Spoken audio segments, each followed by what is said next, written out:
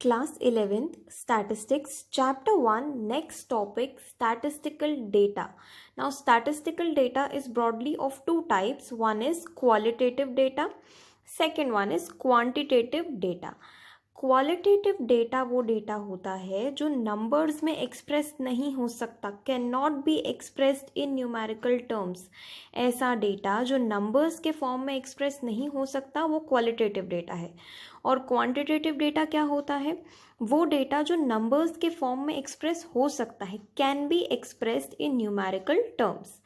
अब स्टैटिस्टिक्स में कौन सा डेटा कंसिडर किया जाता है? इम्पॉर्टेंट क्वेश्चन ये है, क्या स्टैटिस्टिक्स में दोनों टाइप के डेटा की जगह है या नहीं है? तो स्टैटिस्टिक्स में क्वालिटेटिव डेटा के लिए कोई स्पेस नहीं है।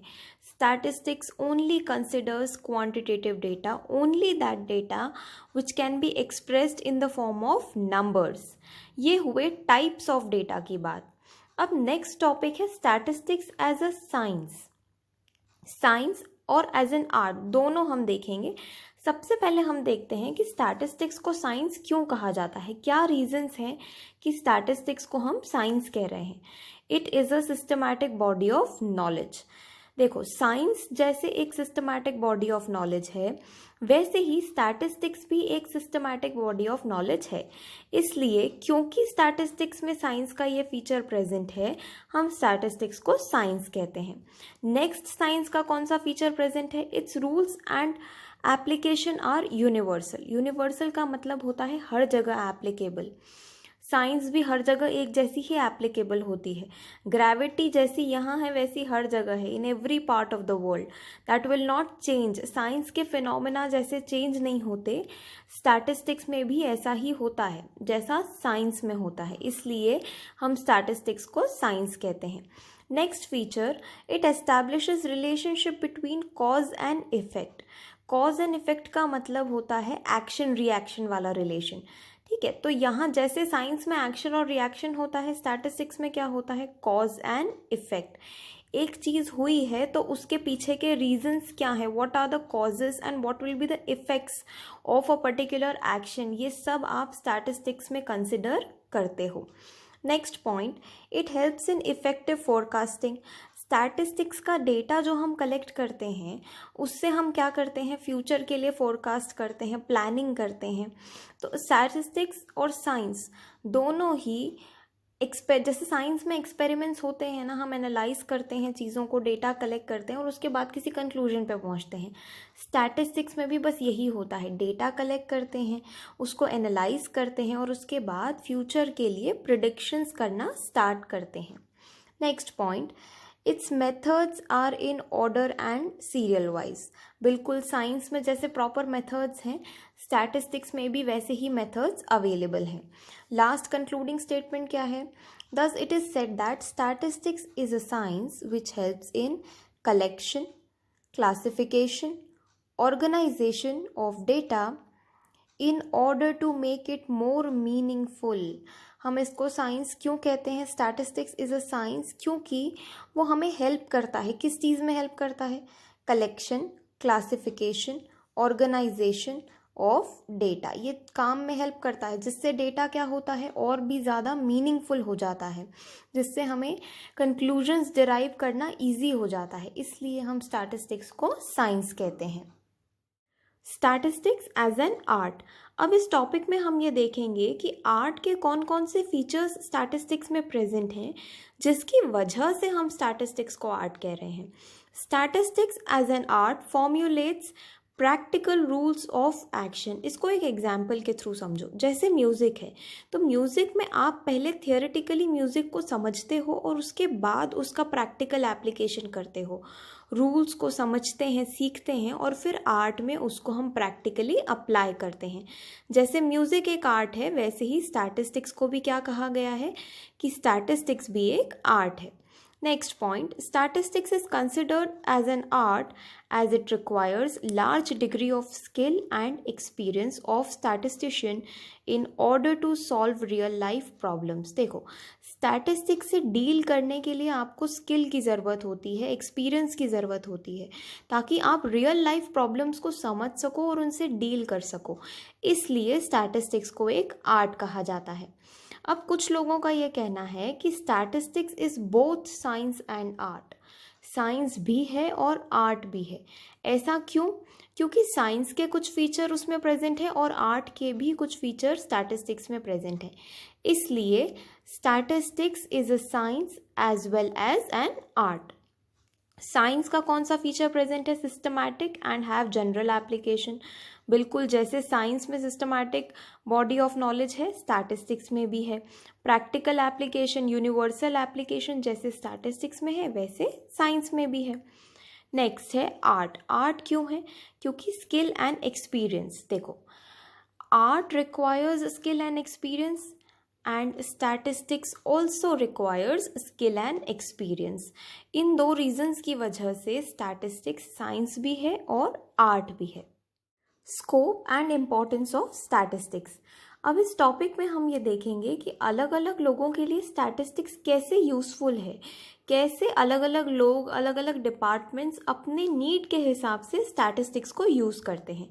इस टॉपिक को स्टार्ट करने से पहले एक चीज़ ध्यान रखनी है, स्टैटिस्टिक्स का बेसिक पर्पस क्या होता है, बेसिक काम क्या होता है? डेटा को कलेक्ट करना। फिर यूज़र्स अपने हिसाब से, अपनी ज़रूरत के हिसाब से उसको एनालाइज करेंगे, कंक्लूजन्स फाइंड करेंगे और फिर उस कंक्लूजन का यूज़ करेंगे डिसीजंस लेने के लिए। तो यहाँ इस टॉपिक में भी ऐसा ही कुछ होगा। जैसे यूज़फुल टू बैंकर्स, तो जब हम बैंकर्स की बात करेंगे तो उनका डेटा डिफरेंट होगा। इंश्योरेंस कंपनीज़ की बात करेंगे तो डेटा डिफरेंट होगा। उनके वर्क के हिसाब से, जिस डिपार्टमेंट में वो फंक्शन कर रहे हैं उस फंक्शन के हिसाब से उनका डेटा होगा। कलेक्शन कहाँ होगा? स्टैटिस्टिक्स की हेल्प से ही होगा। स्टैटिस्टिकल मेथड्स का काम क्या है? डेटा को कलेक्ट करना और उसके बाद as users we will analyse it. First, useful to bankers. अब बैंकर के किस काम आता है statistics? How statistics is useful to a banker. A banker needs information so as to enable him to decide about the ratio of reserves he should keep with him for honouring cheques. This is just an example. ऐसे बहुत सारे काम होते हैं जिसके लिए statistics use होता है, लेकिन यहाँ हम ये स्पेसिफिक एग्जाम्पल ले रहे हैं। यहाँ एग्जाम्पल क्या है? स्टैटिस्टिक्स के थ्रू एक बैंकर डेटा कलेक्ट करेगा। उस डेटा की हेल्प से ये फाइंड करेगा कि कितना रिजर्व ऑन एन एवरेज उसको रखना चाहिए ताकि उसके सारे चेक्स ऑनर हो सकें, उसका जो बैंकिंग का फंक्शनिंग है वो प्रॉपरली हो सके। Next, useful to insurance companies. अब सिंस इंश्योरेंस कंपनी का जो फंक्शन है, जो वर्क एरिया है वो डिफरेंट है, तो यहाँ डेटा जो कलेक्ट होगा वो भी डिफरेंट होगा। It will not be same as the data collected by bankers. Procedure वही है, एनालिसिस यहाँ भी होगा, लेकिन डेटा है वो डिफरेंट होगा। Useful to insurance companies. Insurance companies needs information of the society to construct mortality tables to decide the premium to be charged। अब देखो यहाँ पे इंश्योरेंस कंपनी क्या करती है? प्रीमियम चार्ज करती है, लेकिन प्रीमियम का अमाउंट क्या होना चाहिए ये अपने मन से तो डिसाइड नहीं हो सकता। ये होगा डिसाइड मार्केट को जान के, मार्केट इन्फॉर्मेशन को जाने बिना ये जो डिसीजन है ये नहीं लिया जा सकता है। यहाँ स्टैटिस्टिक्स काम आएगा, जहाँ पर स्टैटिस्टिक्स क्या करेगा? इंश्योरेंस कंपनी के लिए ये डेटा कलेक्ट करेगा और उसके बाद इंश्योरेंस कंपनी अपना डिसीजन ले सकती है। Next, useful to railways and transport agencies. अब ट्रांसपोर्ट एजेंसीज, रेलवेज, ये देखते से ही हमें समझ आ रहा है कि यहाँ डेटा किस चीज़ के लिए कलेक्ट हो रहा होगा? फेयर चार्जेस के लिए, या उनको अपना बिजनेस आगे बढ़ाना है, उनकी सर्विसेज कैसी हैं, एफिशिएंट है या नहीं है। इन सारी चीज़ों को लेके जब एक ट्रांसपोर्टर को या रेलवे डिपार्टमेंट को इन्फॉर्मेशन चाहिए तब वो स्टैटिस्टिक्स का यूज़ करेगा।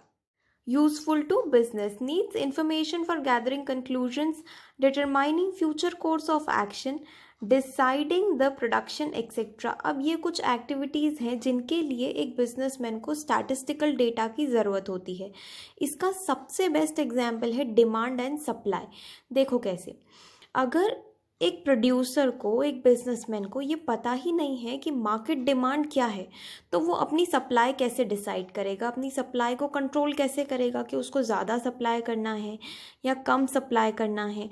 मान लो बिजनेसमैन को कोई आइडिया ही नहीं है कि मार्केट डिमांड क्या है। This is just an assumption, real life में ऐसा नहीं होता। हर बिजनेसमैन स्टैटिस्टिक्स का यूज़ करके एनालिसिस करता है और उसके बाद ही डिसीजन लेता है। लेकिन फॉर अ सेकेंड हम ये अज्यूम कर लेते हैं कि बिजनेसमैन को पता ही नहीं है कि मार्केट डिमांड क्या है और उसने सप्लाई अपनी मर्जी से डिसाइड कर ली है कि इतना प्रोडक्शन करना है। अब डिमांड थी बिल्कुल भी नहीं, सप्लाई हमने बहुत सारी कर दी है, तो उसका कोई सेंस नहीं बनता, कोई रिटर्न नहीं मिलेगा बिजनेसमैन को, उस केस में उसको लॉस हो जाएगा।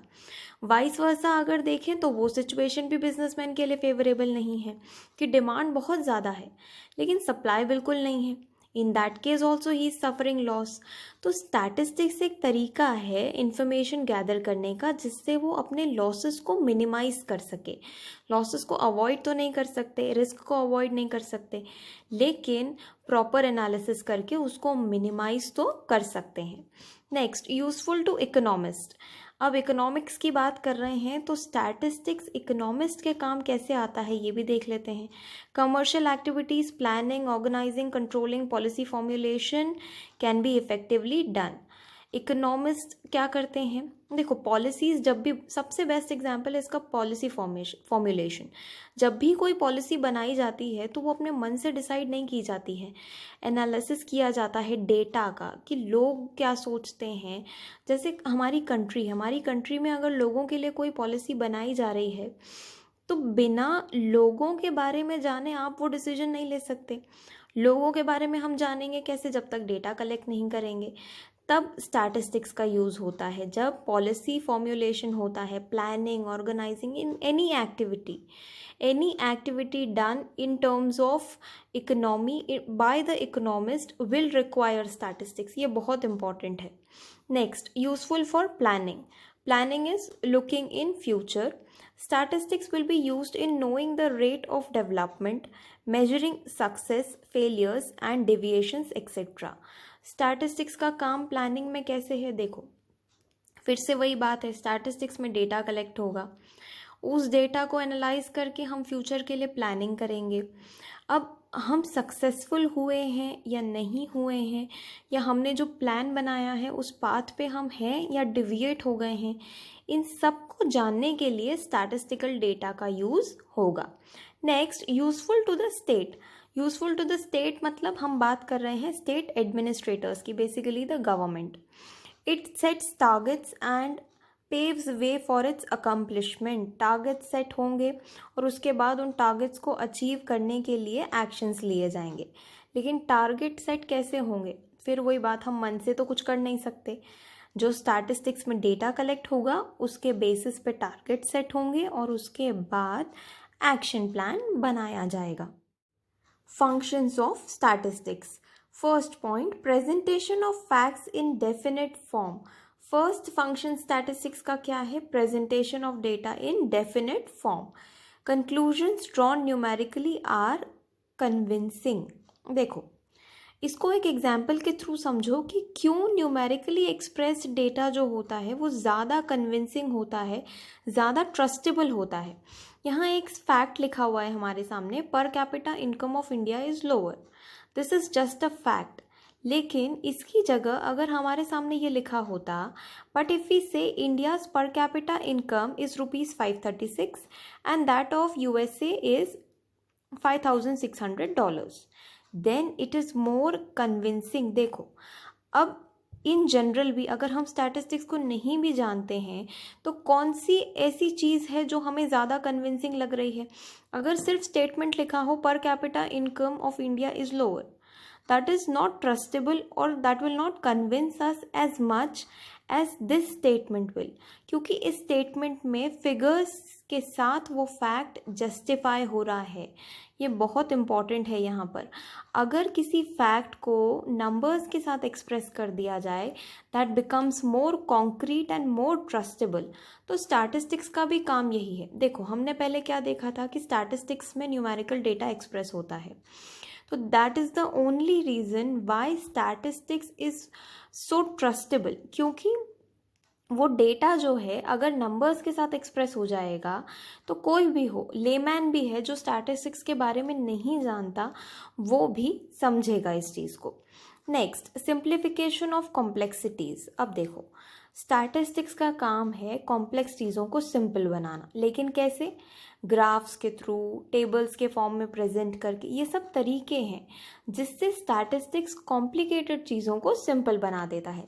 Statistics simplifies the figures by tabulating them, presenting them graphically, etc.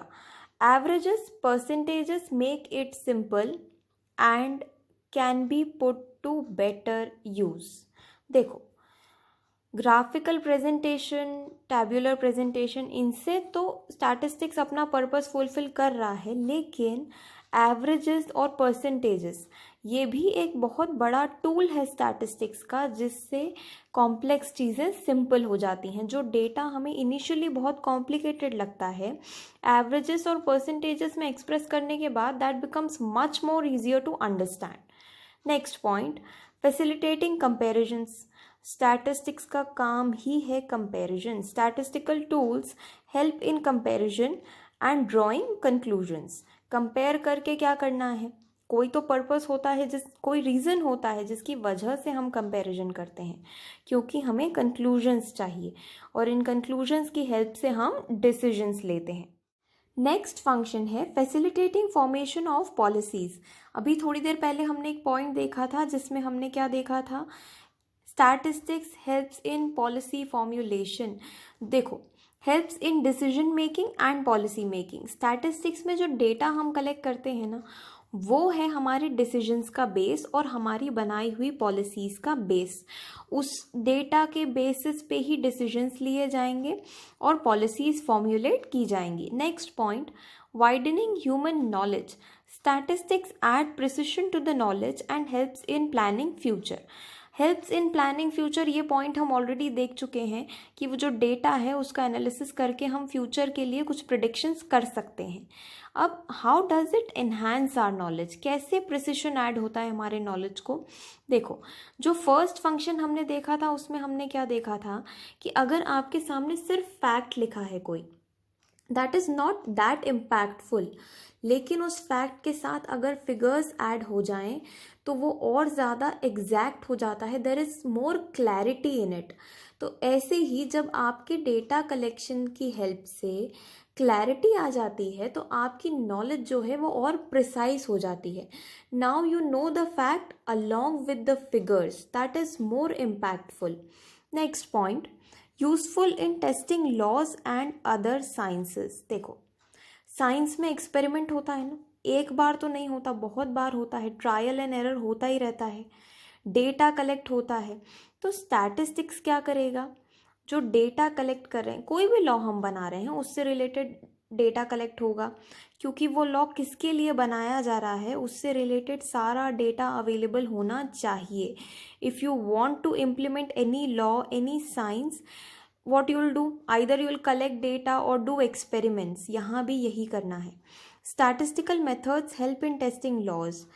The generalization is possible because of statistics। किसी भी लॉ का जनरलाइजेशन, किसी भी लॉ को जब हम जनरलाइज करते हैं तो वो कैसे पॉसिबल है?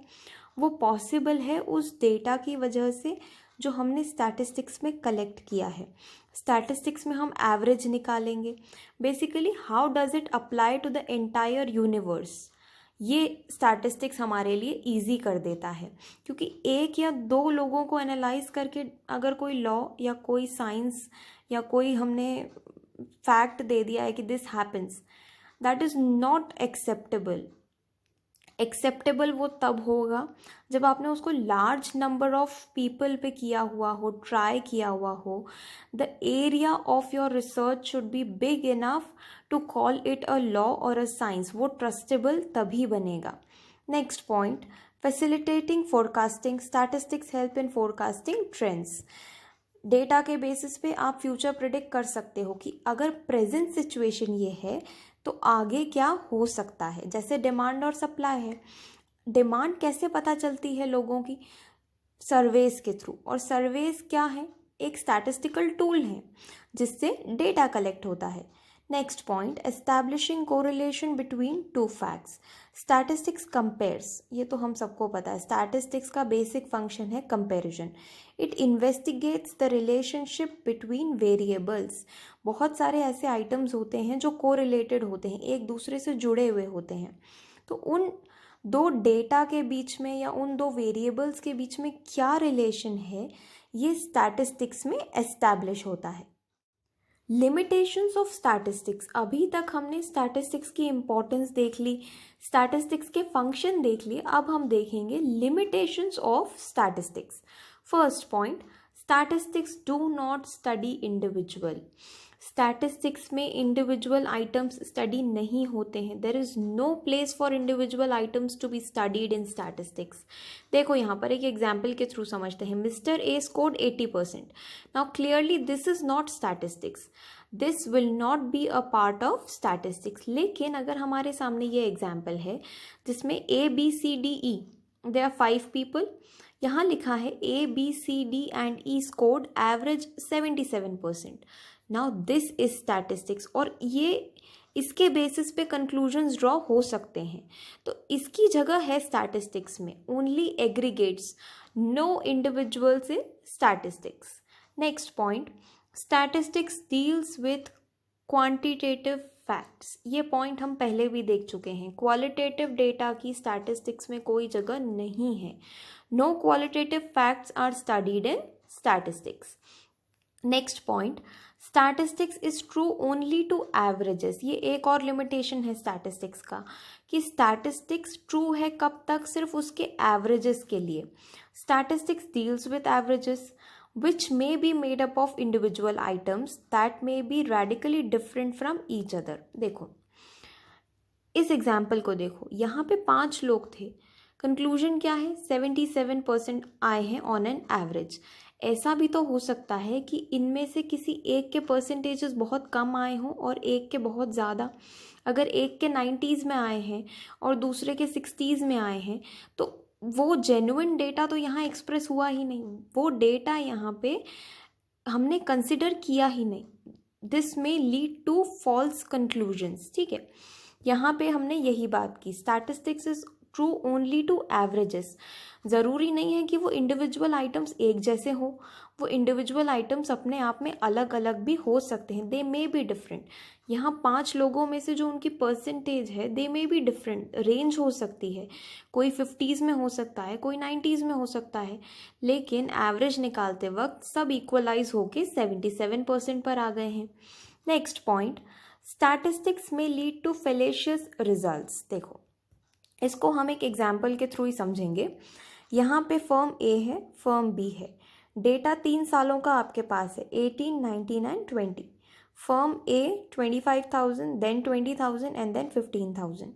Firm B 15, 17 and 28। यहाँ कंक्लूजन क्या निकला इस डेटा के बेसिस पे, both earn an average of 20,000। इस डेटा का एवरेज निकाला और हमने ये डिसाइड कर लिया कि एवरेज जो है प्रॉफिट अर्न कर रहे हैं वो 20,000 का, लेकिन ये कंक्लूजन गलत है। अब सोचने वाली बात है कि ये गलत कैसे है, एवरेज तो 20,000 है लेकिन फिर भी ये सही रिजल्ट्स नहीं है। नोटिस करो यहाँ पे फर्म ए जो है उसके प्रॉफिट में रिडक्शन है और फर्म बी जो है वो प्रॉफिट का राइजिंग ट्रेंड शो कर रहा है, 15, 17 एंड देन 28। दोनों के डेटा में बहुत फ़र्क है, लेकिन एवरेज निकालने के बाद दोनों एक ही प्लेस पे आ गए हैं, 20,000। देखो this conclusion is fallacious as A is showing a decline in profit but B shows a rising trend, still conclusion is same. दोनों के डेटा में बहुत फ़र्क है, दोनों के ट्रेंड्स भी अलग अलग हैं, लेकिन फिर भी कंक्लूजन दोनों के लिए एक जैसा है, तो ये लिमिटेशन है स्टैटिस्टिक्स का, ये कंक्लूजन गलत है। Next point, only experts can make use of statistics. Skill and sufficient training is required for handling statistics. Statistics should not be in raw hands as it may lead to false conclusions. देखो, statistics के methods को समझना इतना easy नहीं है. You need training, you need knowledge and skill to use statistics. अगर आपने किसी ऐसे इंसान को स्टैटिस्टिक्स का डेटा दे दिया जिसको स्टैटिस्टिक्स के बारे में कोई नॉलेज नहीं है, कोई एक्सपीरियंस नहीं है, कोई फॉर्मल ट्रेनिंग नहीं है, तो जब वो कंक्लूजन निकालेगा तो पॉसिबल है कि वो कंक्लूजन गलत हो सकता है. ऐसा नहीं है कि हमेशा गलत ही होगा, लेकिन पॉसिबिलिटी हमेशा रहेगी कि वो कंक्लूजन जो है वो गलत हो सकता है. इसलिए स्टैटिस्टिक्स जो है वो एक्सपर्ट्स ही यूज़ कर सकते हैं जिनको स्टैटिस्टिक्स की नॉलेज है. Next point, homogeneity and uniformity is must. Homogeneity मतलब एक जैसा होना. Data must be homogeneous and uniform so that comparison में बी पॉसिबल. इस चैप्टर की स्टार्टिंग में इनिशियली हमने एक एग्जाम्पल देखा था जहाँ पे हमने क्या एग्जाम्पल लिया था कि ह्यूमन की एज हॉर्स की एज से कंपेयर नहीं हो सकती है क्योंकि वो डेटा जो है वो होमोजेनस नहीं है. तो स्टैटिस्टिक्स में अगर कंपैरिजन करना है तो सबसे इम्पॉर्टेंट क्या होना चाहिए कि जो डेटा आपके पास है वो होमोजेनस और यूनिफॉर्म होना चाहिए, नहीं तो कंपैरिजन पॉसिबल नहीं होगा. ये लास्ट टॉपिक था इस चैप्टर का. Class 11th chapter 1 of statistics is now complete.